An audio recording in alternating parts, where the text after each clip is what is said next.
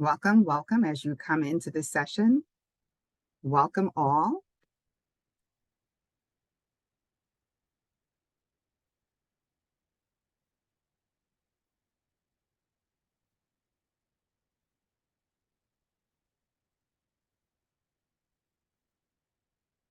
Okay, it is 1 after the hour or the hour in which we're doing this session.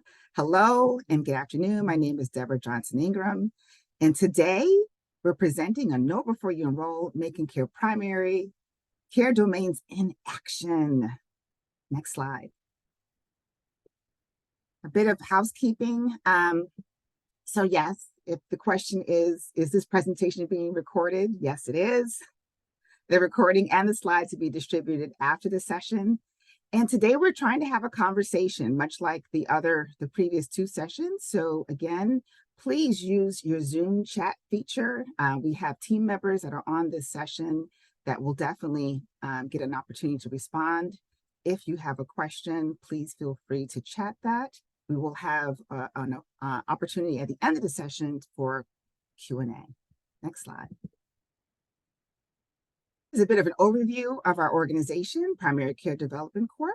is a community development financial institution, or otherwise known as a CDFI, and we provide capital financing, expertise, and advocacy to expand primary care access and advance health equity in communities that need it the most. Next slide. PCDC partners with health centers and primary care practices to transform and sustain their operations. So we support primary care providers' ability to offer effective, responsive, and integrated care directly in their communities. Next slide. And here are your presenters for today. So as I mentioned before, my name is Deborah Johnson Ingram. My colleague Maya Morse is also on the call. Say hello, Maya. Hi, everyone. I'm so happy to be here. Your presenters today are really excited to talk about some of the work that we've been doing at PCDC. So Maya and I combined have 30 years of experience in supporting primary care providers to transform and bring safe, timely, effective, efficient, and patient-centered care to our partners. And that we're also joined today by Rebecca Etz. Dr. Etz is a professor of family medicine and population health at Virginia Commonwealth University. Say hello, Dr. Etz. Pleased to meet you. Dr. Etz has a deep expertise in primary care measures, practice transformation, and engaging stakeholders into this work that she does as a faculty at VCU and previous co-director at Ambulatory Care Outcomes Research Network. Dr. Etz has been principal investigator for several federal and foundation grants, contracts, and pilots, all directed towards making the pursuit of health a humane experience. Next slide. So Know Before You Enroll is a 3-part webinar, and we are at the last session. We created this program, this series, to break down the Making Care Primary components to make it really simple. And hopefully our work will allow you to make a really informed decision on whether or not you will enroll in the program. Next slide. These are our objectives for today, and they're quite simple. We're going to do a brief recap of the MCP program. As you noticed in the previous slide, we've had 2 prior sessions, one focused for FQHCs, one focused on independent care, primary care providers.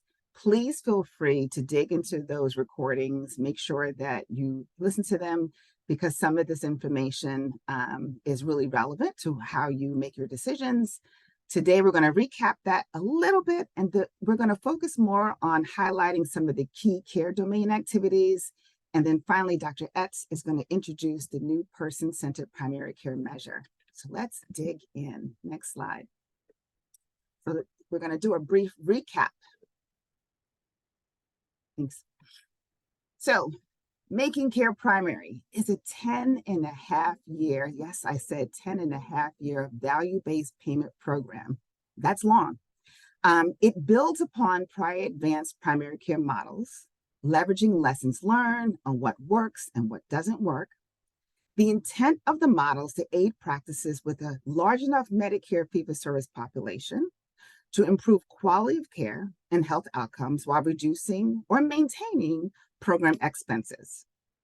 And its progressive structure, again, the progression is over a 10.5-year period.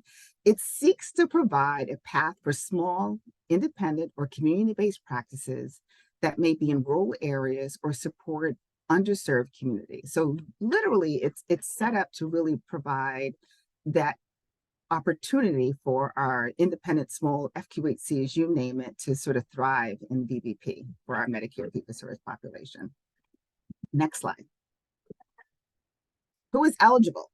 Eligibility is for Medicare enrolled organizations that provide primary care services to at least 125 Medicare fee-for-service beneficiaries.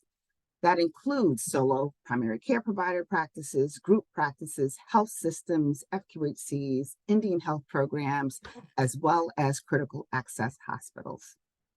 There are 8 states that are participating in this program: Colorado, Massachusetts, Minnesota, New Mexico, New Jersey, a portion of New York, which is the upstate region of New York, North Carolina, and Washington State. The program is for non-ACO REACH and non-primary care first participants. So if you are in those programs currently, you're not eligible, but if you exited those programs, both the ACO REACH and or the primary care first program by May 31st of this year, you are eligible to apply for the MCP program. Next slide. MCP has 3 tracks, and they all serve as on-ramps for participation in this very long initiative. If you enter into track 1, your practice likely has very little value-based payment infrastructure, and this track would be ideal for you, especially if you want to get your feet wet in this area.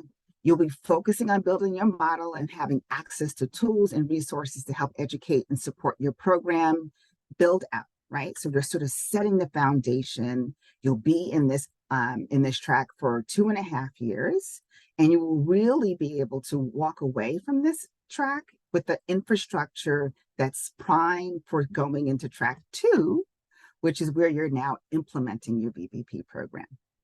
So track 2 participants have the infrastructure. It's pretty solid. They know what modifications and how to make modifications to that programming. You've got your staffing and capacity in place, and you are able to support an advanced primary care environment and transition into a different payment model for your Medicare fee-for-service services, right? So you're going to be in sort of like this 50-50 fee-for-service payment and then 50% prospective payment arrangement. And certainly it might sound a little scary for some of us, but that's what the model time period is allowing for you to sort of get used to. That's why it's 50-50. You will gain the capability to strive or make strenuous decisions on how to really advance yourself into the track 3. So what does track 3 look like? These are organizations that really have optimized their ability to participate in VBP, right? So you've had the 5.5 years. If you started at track 1, you have had the 5.5 years to really set up your infrastructure, build it out, see what modifications need to be made, and you've made those modifications, and now you're thriving in your efforts of leveraging co-management arrangements. You're leveraging behavioral health and specialty providers. You're integrating some of those services, if not all of them, within your practice, and you are receiving full prospective payments in this particular track. If you enter this program into track 1, you would be in track 3 within 5.5 years, and you will close out your 5 years. After your first 5.5 years, you will close out within track 3. Next slide. So I gave you a nice little sort of recap on the MCP, but today we're here to talk about these sort of care delivery considerations and the domains that exist. So MCP has a few components that are all interrelated. And here I'm just trying to show you that in the middle, there's these care domains, which are care management, integrated behavioral health and specialty care, and linkages to community-based organizations. Those are the care domains. And then they're sandwiched by, on the left, you'll see health-related social needs or social determinants of health. And on the right, you'll see health equity. Right? So today, we're going to focus primarily on two of these care domains because while we spoke about these in some previous sessions, we thought it'd be ideal to really sort of demonstrate what it could possibly look like. For some of us, we're like, it just seems so strenuous and arduous. When I look at the MCP program, I'm not sure whether or not I want to join. So we're going to try to demystify a little bit of what it looks like. Now, remember, there are 3 tracks in this. So what you're doing is basically progressing from track 1 through track 3 within each of these domains. And you're throwing in the flavor of health-related social needs and health equity at the same time. So in track 1, you're going to be identifying your workflows and processes for care management, for integrated behavioral health and specialty care, for linkages to care. You're setting yourselves up to be able to do that. You're adopting technology, blah, blah, blah. In track 2, you're fully launching it, implementing it, adjusting it, again, across the 3 domains. And by track 3, you're sustaining and striving, and you're being super awesome at doing all this work, again, within these 3 care domains. So let's talk about these specific areas: care management, integrated behavioral health, and specialty care. So we're going to start with the care management domain. What are the activities that we're doing in this particular domain? Next slide.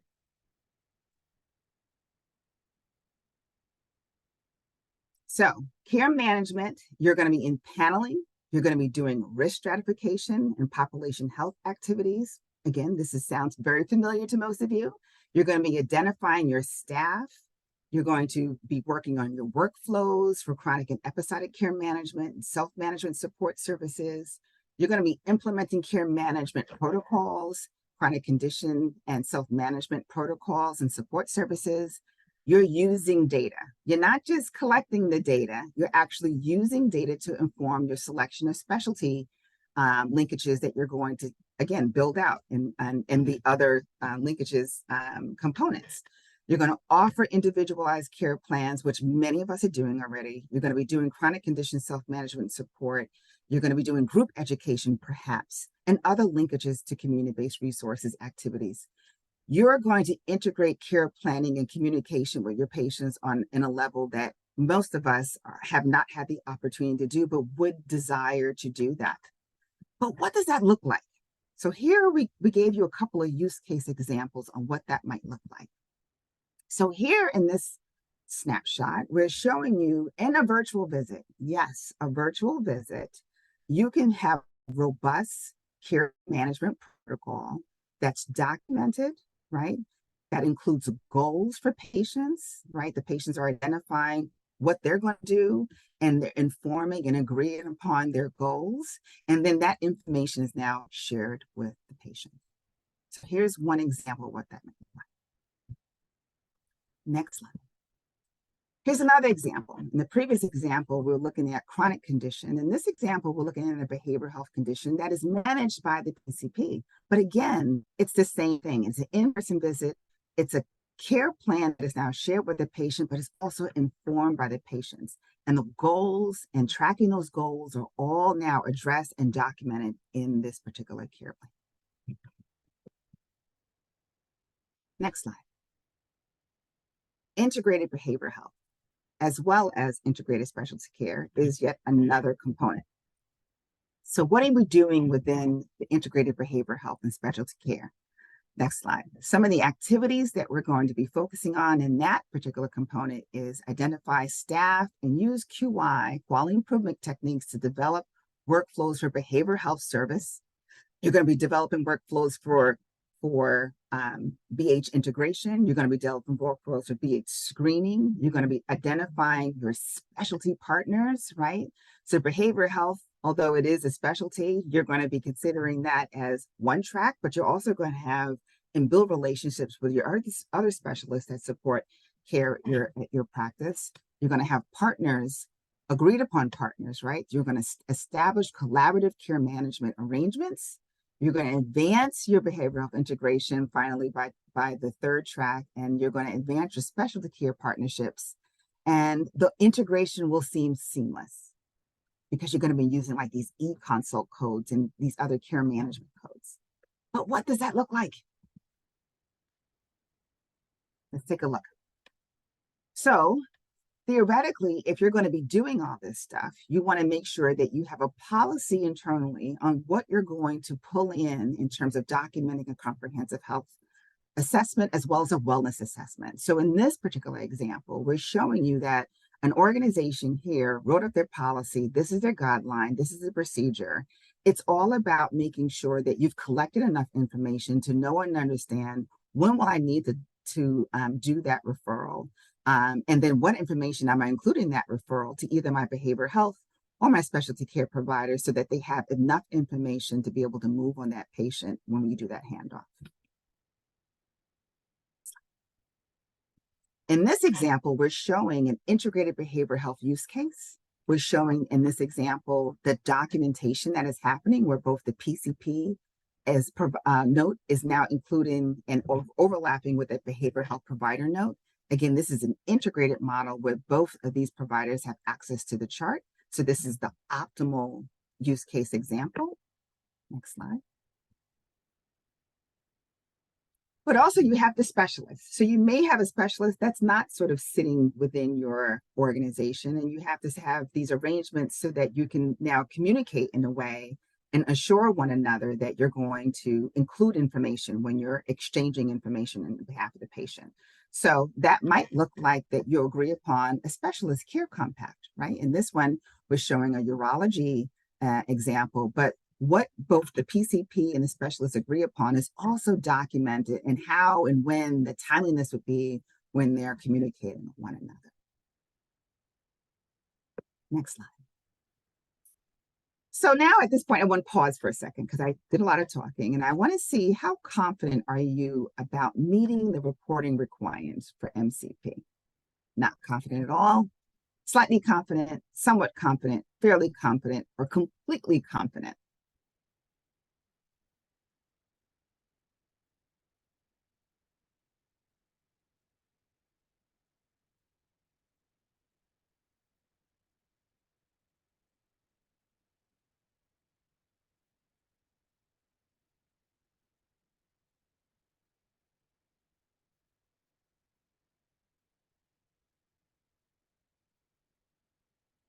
Thank you for answering that poll. So we see that we have an even split with the not confident at all and somewhat confident. Thank you for that. It's really super helpful. And we're hoping that, again, as we continue this conversation, that some of that information that you need to help you to make that decision will be provided to you in this session. Now I'm going to transition to Dr. Etz. Thank you so much. It's a pleasure to join you all today. I appreciate the invitation. I'm just such a big fan of PCDC, so thanks for including me. It's my pleasure to talk to you about the measure. If we go to the next slide, I like to start off with thinking about what it is that a measure is. And it's not always clear. We think we know because of the ways it has been sort of thrust upon us in the primary care world, but it has more meaning than we usually give it. A measure is a unit or a number, like 42. If you're of my age category, you immediately think the meaning of life, right? The context for understanding the measure, the metric for understanding it is what really gives it meaning. So is 42 the meaning of life? Is 42 a BMI? Because that tells us something. Is 42 a latitude? Because if it is, you're probably in Denver, which I love to visit. Is 42 a degree in a surgical room? In that case, it's probably a pretty good thing. So to understand what the measure means, we need to understand the metric or the context in which it sits. Next. After understanding a measure, we also then need to realize that quality is itself not a measure. It's a standard. And it's a standard that's created through comparison. So you need to understand what the comparison is about. In the case of primary care, the comparison is about an agreement on expectations, usually between patients and clinicians, sometimes between patients and systems, and an agreement on comparing things for reasonable expectations. So we don't want to say we're going to hold you accountable for reaching the moon. We want to have you accountable for something that seems fair. Next. This takes us to an understanding of where performance comes from. Performance is how well a task is accomplished. And that's usually what we think about when we think about measures of primary care. And it's usually why we feel like a lot of the measures we have doesn't attach to the actual work we do during the day. Performance is meant to be how well a task is accomplished, and your accountability then is about how well your actions are aligned with those shared expectations and professional norms. And knowing that that is where measures should come from is how we started thinking about, could we create a measure that was actually meaningful to primary care, rather than employing a lot of the measures that we currently have that don't feel like they're a really great fit. Next. So one of the things I like to do is I like to bring this up at what does it mean to make a measure fit for purpose? What does it mean to make it appropriate to measuring the performance of primary care? Usually in our setting, that means having some idea of how it relates to the status of health, having some idea of how it relates to your professional aspirations, right? Those professional norms, and something that actually motivates professional behavior. And that's a key one. And I would bet that that's one that you all think about a lot, because, click again, what we usually have are measures that encourage something like the game Survivor, or hang above our head like the sword of Damocles, right? They are over us and threatening us, or it's get the target by any means necessary, which does not encourage that professional behavior that we are all interested in. Next. So we wanted to create something that would actually match up with professional behaviors. And we felt like one of the best and first reporters of that was patients. Now, usually when you talk about getting information from patients, people talk about patient experience. We really wanted to get into patient perception. And there is a fairly big divide on this. Next.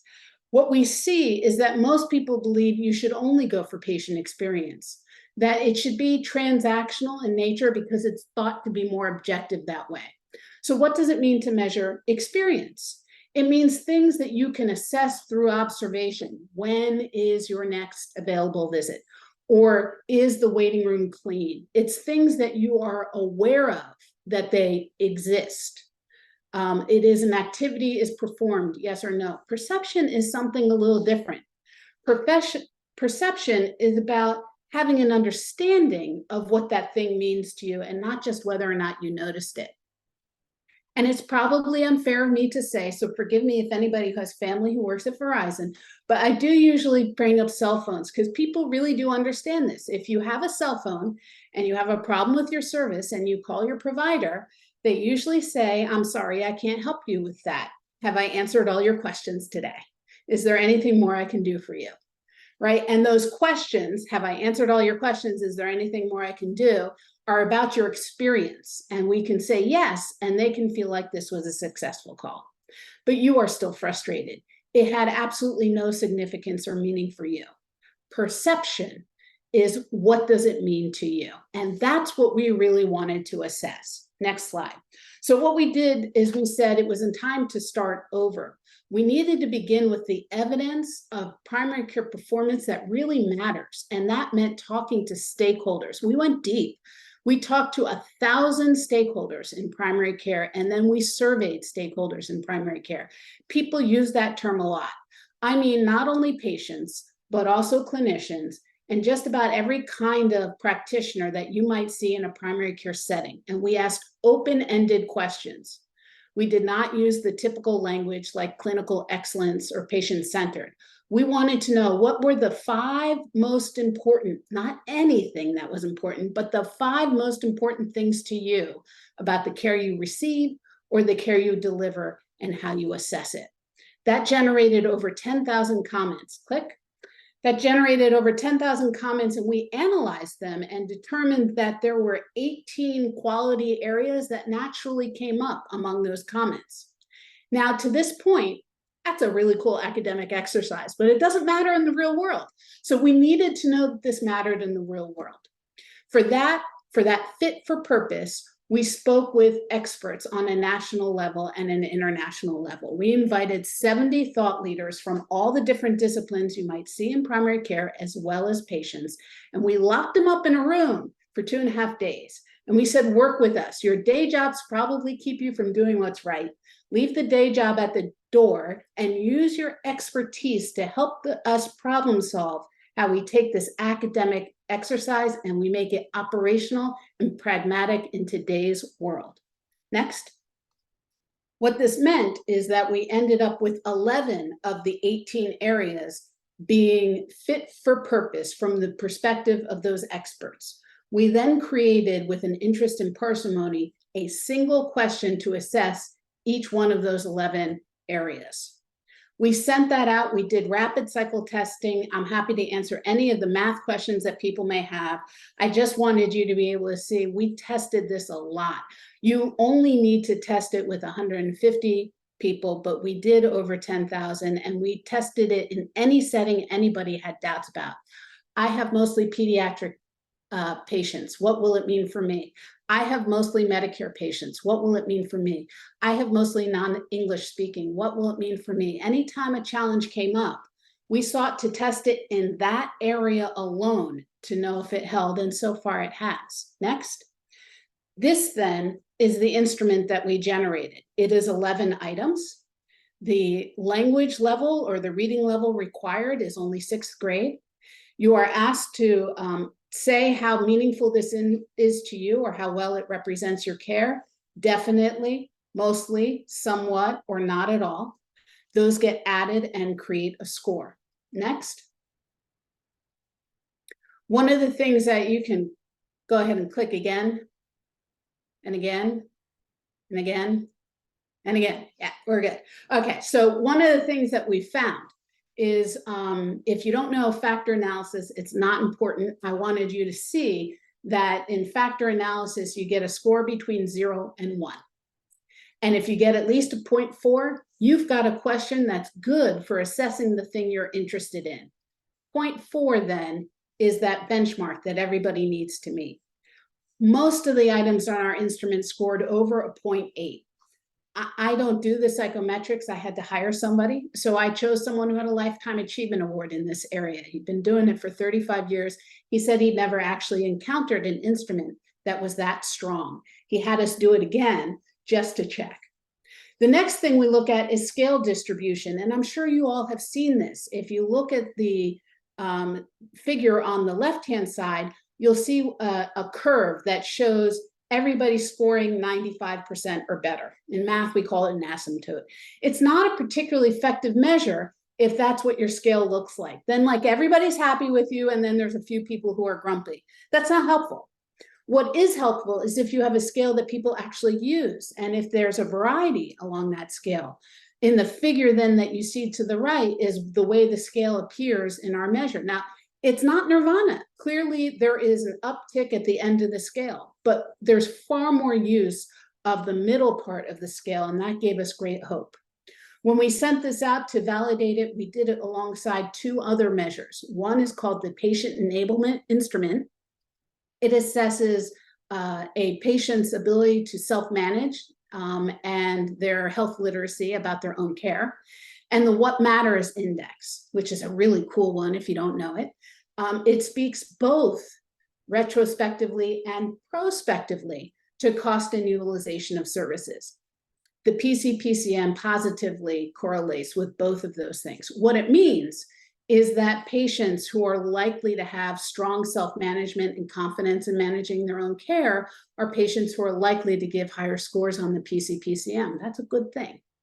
It also means that patients that are likely to not have high burden and are likely to not have a high use of services are going to be scoring higher on the PCPCM. That's a good thing too.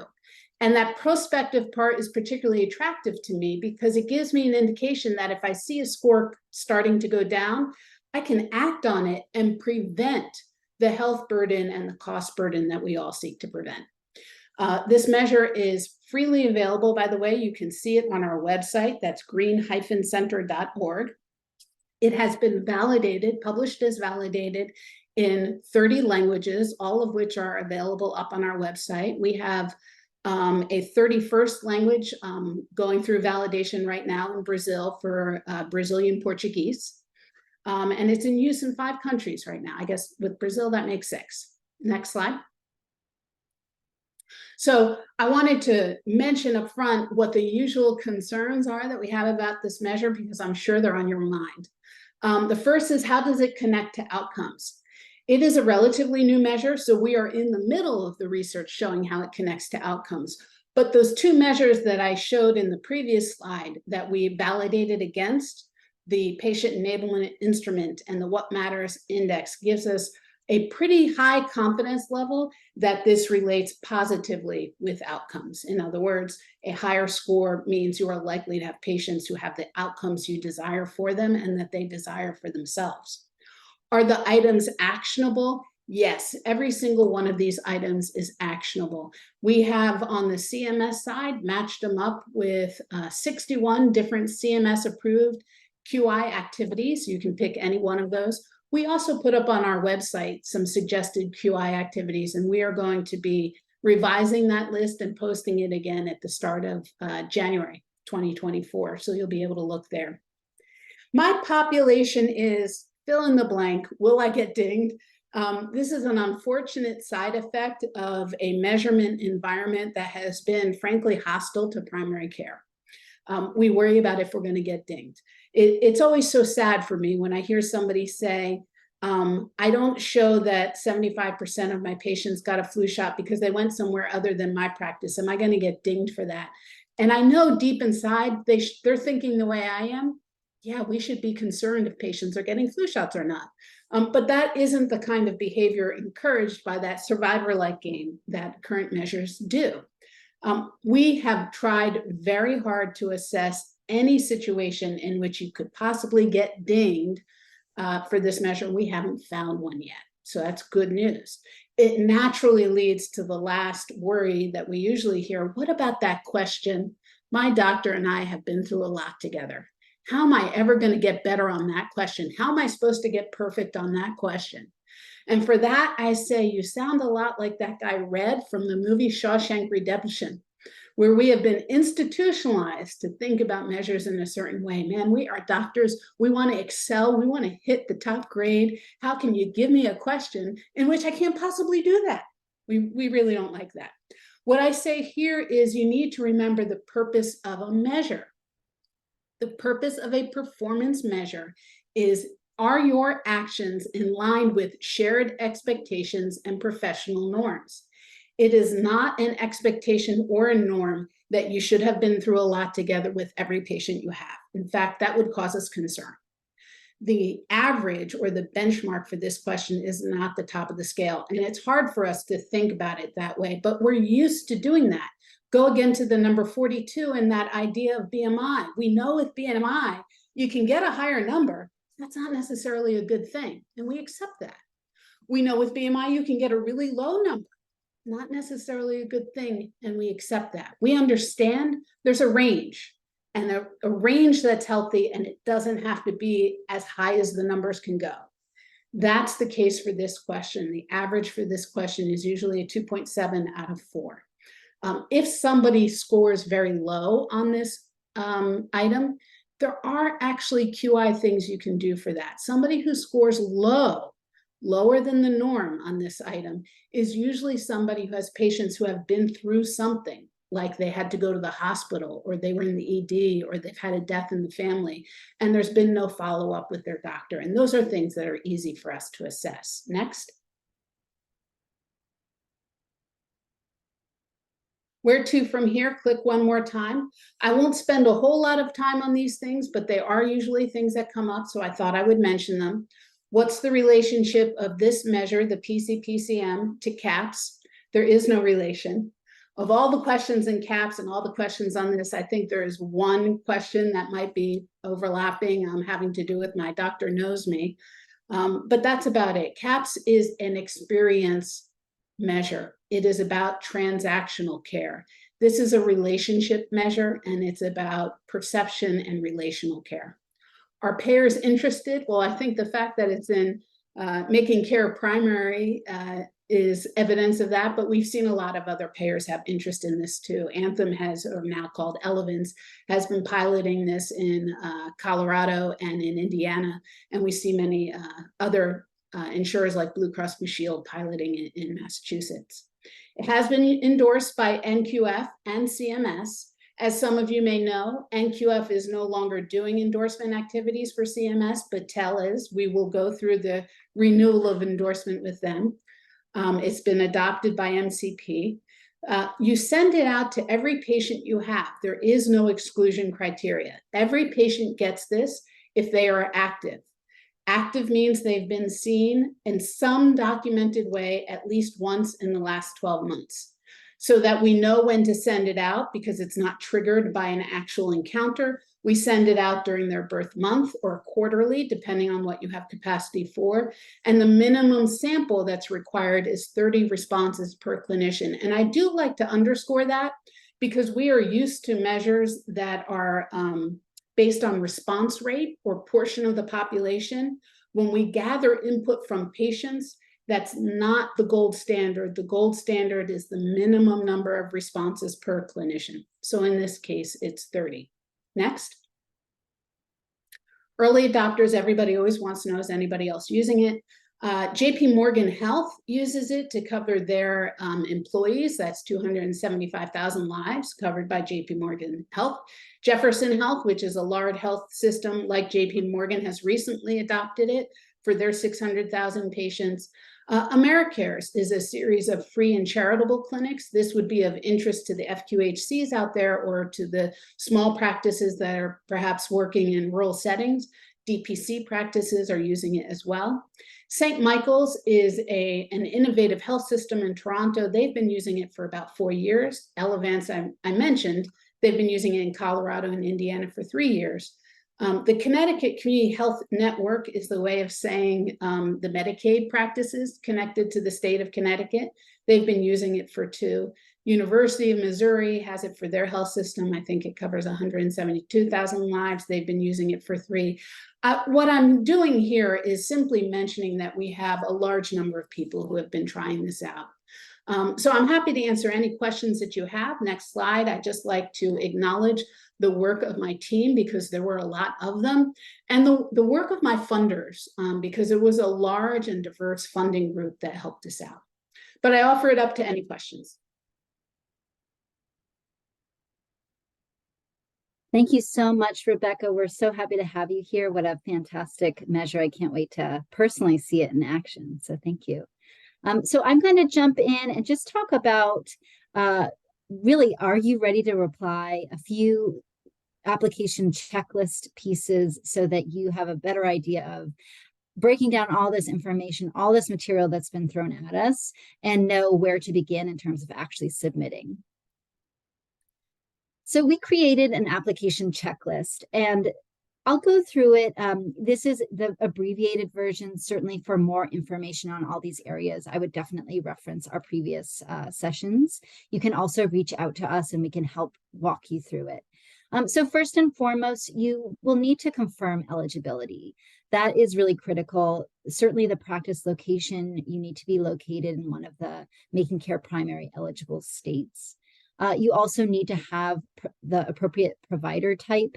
And I would say, make sure you're checking your provider taxonomies just to make sure that they do fall within the primary care category that we want them to.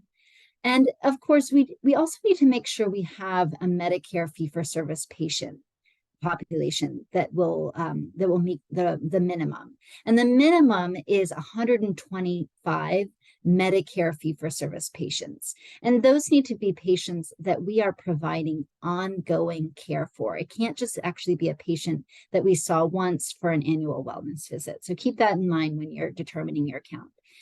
Ultimately, it will be Medicare that will look at all the claims information and any patients that identify themselves with you as the provider or your practice and determine what that number is and whether or not you're eligible. But in your initial searches, make sure that you're looking and seeing if you have a approximately the right amount of Medicare fee-for-service patients. Certainly anything over 125 is great, but we do need a minimum of 125.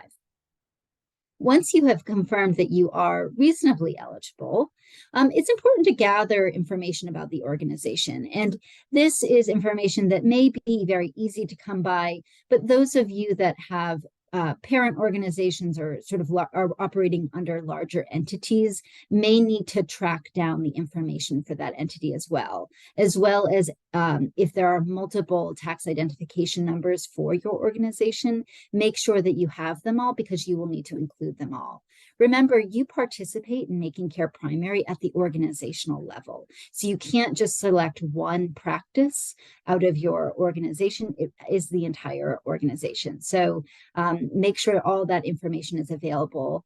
I also wanted to note, you do need to identify 3 different individuals to connect with the application. One is the applicant contact, and it does give you an option of identifying if that original applicant contact is somebody that is part of your organization or separate from your organization if you're hiring somebody to help you. Additionally, you need to have a health information technology contact and an executive lead contact. So really, you should talk with your team, identify who those individuals would be, and then include them in the application itself. Beyond that, it is mostly information around your address information. Make sure all that is available. It should be handy. And just more logistics around sort of the nuts and bolts of your practice itself. Finally, within your application, you do need to select a track. Ultimately, it is, again, at Medicare's, at CMMI's discretion, which track you belong in. But you will need to go in and identify which track you think you should belong in. And so the areas that they ask us to consider is really our prior participation in Medicare performance programs. And so if you have previously participated in a Medicare performance program, you would most likely automatically head into track 2. If you have had significant value-based payment experience with other programs, you might also go directly into track 2 and 3. But if your experience with value-based payment is fairly limited, you'll probably go into track 1. Ultimately, again, Medicare will decide, but it's a good idea to evaluate yourself and think about where you think you would belong. I also think it might be helpful to think about some of your care delivery activities, because remember, in track 1, the focus is on building an infrastructure to be successful once you move to tracks 2 and 3, where all the different payment models and the performance metrics really ramp up. That's when you're really being evaluated at a higher level. And so track 1 is sort of like an intro phase where you can make sure you have all the nuts and bolts in place. And if you feel that there are some areas that you would like to expand a little bit more before you get into track 2, then perhaps track 1 would be the best place to start. So beyond the actual application itself, at this time, it's a great idea to think about your preparation for actually participating in the program. And so some of our suggestions would be to actually review your quality improvement metric performance. MCP outlines exactly which performance metrics practices are on the hook for. And so you can go right now and take a look and see what your actual results are. And what's interesting is that most of the quality metrics are really focused on your entire population. They are not just the fee-for-service patients that fall directly into the program, in which case you can get a very good idea right now if you are meeting the 70% threshold that is sort of where they want you to be in order to get incentive payment related to that within the performance incentive program. So take a look. Those are areas that you can start looking at now and start doing quality improvement work on so that you are better positioned to do well within the program. Additionally, there is an enormous component on information technology capability. That is a core piece of the program, and it is a significant focus for track 1 to make sure that you have that infrastructure in place. So if you do not have the ability to submit an e-consult or an ECQM, this would be a great time to start working on that program. And certainly that is not a reason not to submit. That is actually the emphasis to make sure you can get that done within track 1. If you don't have e-consult ability or are regularly submitting electronic clinical quality measures, that would be what you could work on during track 1. So certainly you could go ahead and submit, but it's a good thing to keep in mind now. Also, it will be very important that you have a solid connection with health information technology and your local health information exchange. And the reason for that is that one of the cost-related performance metrics is looking at hospital utilization for your fee-for-service Medicare patients that are connected with the program. And so without being linked to the health information exchange, you may not be able to get the timely updates and information related to those patients and, of course, the rest of your patients. So just things to keep in mind as you start preparing for or working towards being part of the Making Care Primary program. So I know that's a lot of information, and I'm worried that you may feel a little stressed and a little unsure. What we would like you to do is work with us to assess your readiness for Making Care Primary. We have been in the process of developing an assessment. It is not a scary assessment, and we will walk you through it. We've broken it down into 4 different categories, looking at engaged leadership and quality improvement strategy, population health care and care management, care coordination activities, and finally, looking at your finance and other infrastructure to make sure you're ready to be successful within the quality and the financial component of participating in a program like this that actually, as Deborah said, goes on for 10.5 years. So we can walk you through that and help you set that foundation and make sure that you know exactly where you want to focus on so that you can be the most successful. There are also some financial considerations to keep in mind. And I emphasize this because there will need to be some upfront and ongoing investments, particularly around in care coordination and care management personnel and programming.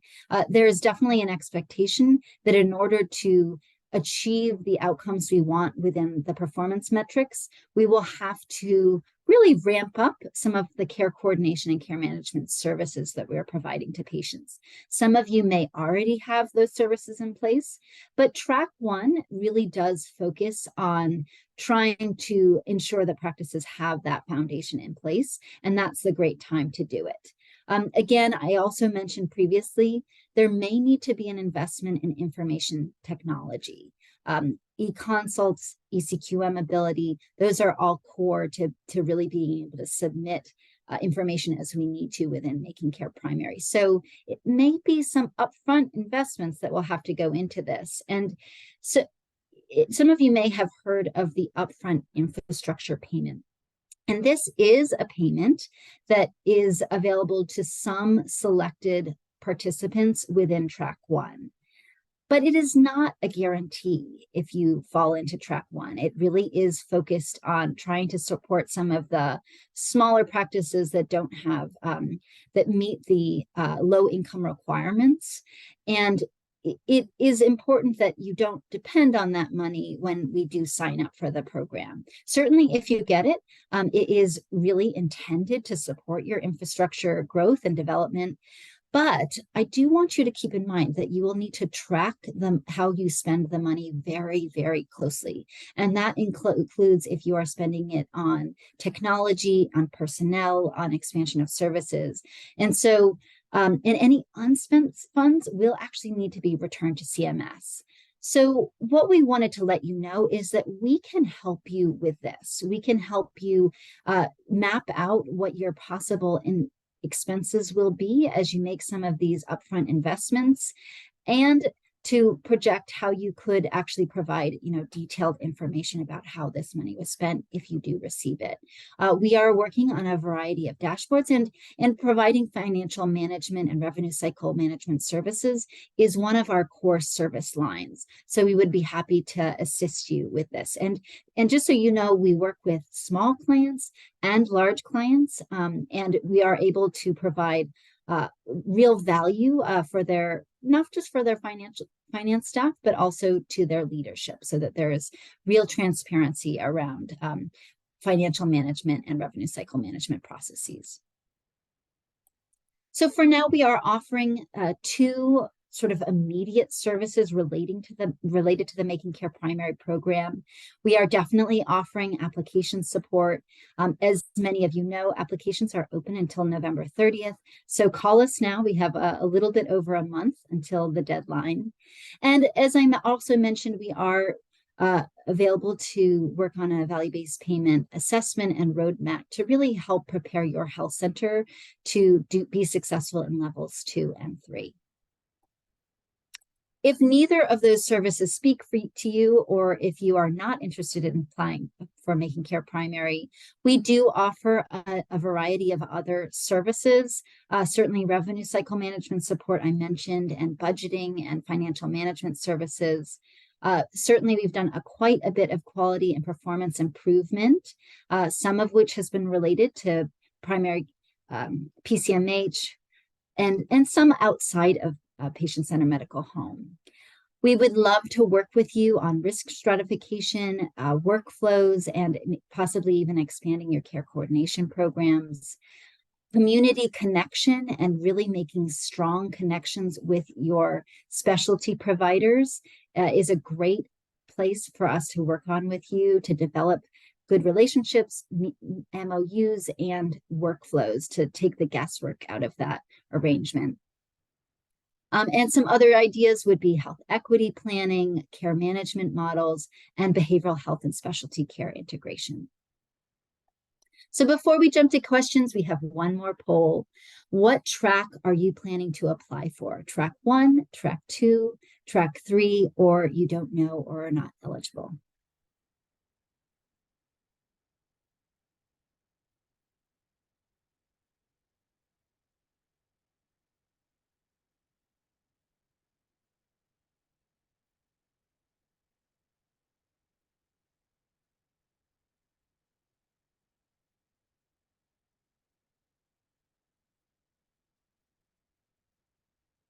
Great, the results are coming in, and it looks like those of you that will be applying would like to go with track 1, and then many of you don't know or are not eligible. So that's great. I mean, that is probably where many practices are shooting for track 1, and I think that's wonderful. Okay, so with no further ado, we would love you to contact us, of course, for support and any questions. And we would like to, we'd like to open this up to questions. Questions for Deborah about the care domains, and of course for Rebecca. So please chat into the chat box. You can also raise your hand and we will take you off mute so that you can tell us your question verbally.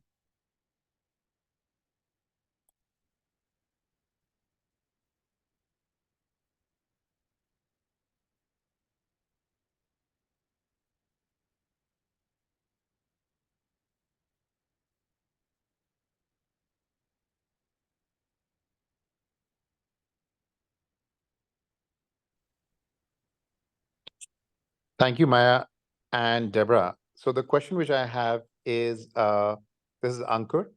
The question which I have is, when we have a lot of practices within the New York arena, which are in managed Medicare, how does this model come into picture?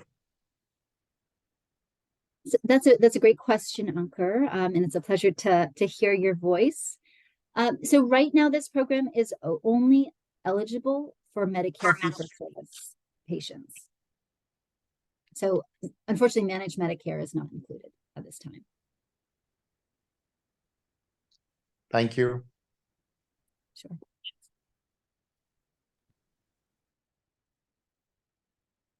Any other questions?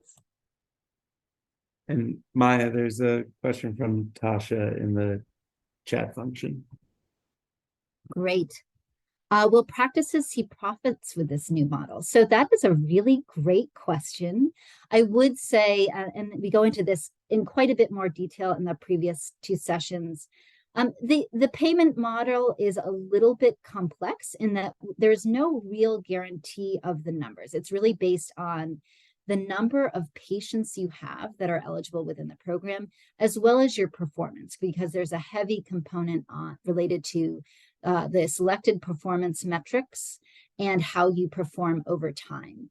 The expectation within the program is that initially you will be paid a payment that is somewhat similar to the money that you were receiving within the prior 2 years of the fee-for-service model.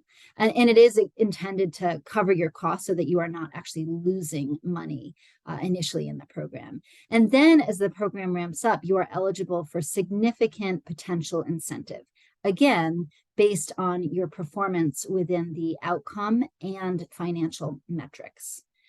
So that's not a perfect answer. I apologize, Tasha, but I would say this is an area where we could give you a little bit of a better picture if we looked at some of the specific information. And Medicare, if you are selected to participate, will provide some upfront information based on what your 2-year look back is, based on the current fee-for-service population that you have, and that will dictate what you will be paid initially within some of the elements of the payment structure.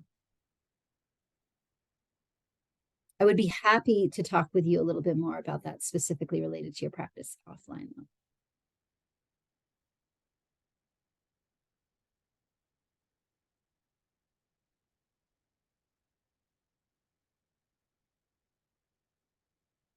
I would definitely say the program is designed with the intent of maximizing the ability for practices to profit. And right now, I did want you to check your quality measures because they are asking that organizations sort of start with a fairly high threshold of 70% with their performance measures.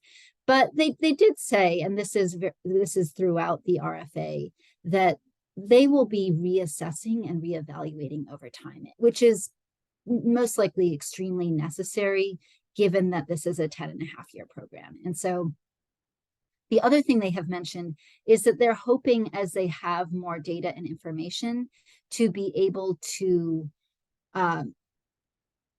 really benchmark your organization to your region a little bit more.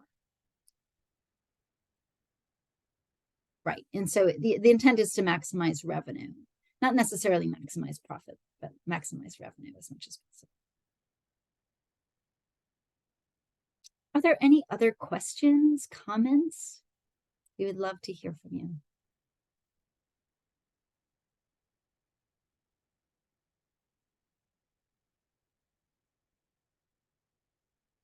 So you will see in our chat that we just dropped in a very, very brief evaluation. We say 1 to 2 minutes. It's actually quite a bit shorter than that. Please jump in and complete that evaluation now. We really value your feedback and like to tailor our services so that they are of as much value as possible for all of you.